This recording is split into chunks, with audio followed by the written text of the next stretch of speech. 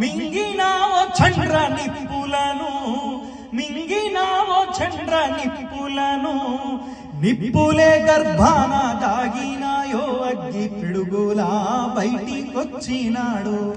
డొక్క నిండని బక్క పెయ్యి నుండి బొక్క పరిసే నంది పుట్టినాడు.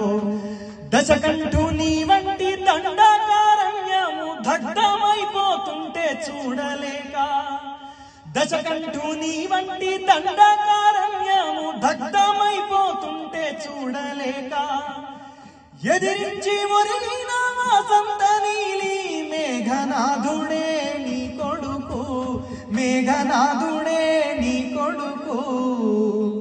గాలికి గాయం కానే కాదు, నిప్పుకు చెదలే పట్టబోదు.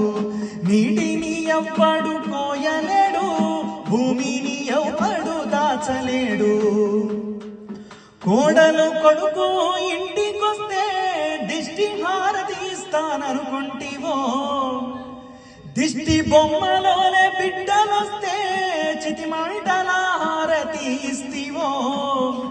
కడసారి కొడుకును చూసుకుంటా కన్నీళ్లతో ఒళ్ళు నిమిరినావు. అమ్మానలేని కన్న బిడ్డను చూసి కుల్లి కుల్లి కుమిలిపోయినావు.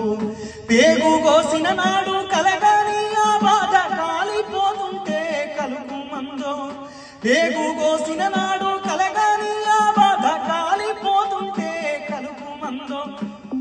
ఆ బాధ నుండి పెట్టు బంధుకు శబ్దాల కంటాల నీ కొడుకు ఉన్నాడమ్మా. దండకారణ్యమును చూస్తున్నాడమ్మా. గాలికి గాయం కానే కాదు, నిప్పుకు చెదలే పట్టబోదు. నీటిని ఎవ్వడు కోయలేడు, భూమిని ఎవ్వడు దాచలేడు. వీరులు తారలై నింగినున్న పోరాటమన్నది ఆగబోదు. ఆ వీరయోధుని గన్న, ఆ వీరయోధుని గన్న తల్లి ఐలవ్వ కంటి నీటి చుక్కల నుండి పుడతారులే మళ్ళీ వేల యోధులు, పుడతారులే మళ్ళీ వీరయోధులు. ఆ విధంగా ఖచ్చితంగా ఎట్టి పరిస్థితుల ఈనాడు కూడా పోరాటానికి మరణం అనేది ఉండదు. వీరులు వస్తారు, వెళతారు.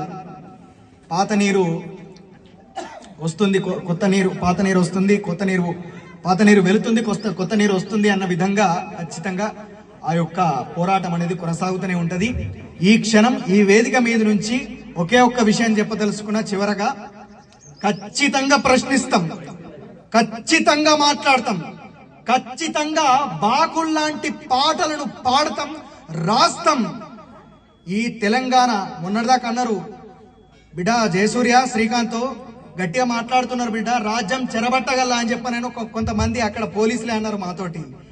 ఈ రాజ్యమే చెరబడితే ఈ తెలంగాణ గడ్డ మీద పుట్టినటువంటి ప్రతి ఒక్కొక్క కవి ఒక్కొక్క చెరబండ రాజు అవుతాడు, ఒక్కొక్క గాయకుడు ఒక్కొక్క గద్దరై ఖచ్చితంగా ఈ ప్రభుత్వాలను పాలకులను ప్రశ్నిస్తారు అని చెప్పి ఖచ్చితంగా తెలియజేసుకుంటూ ముగిస్తా ఉన్నారు. Thank you.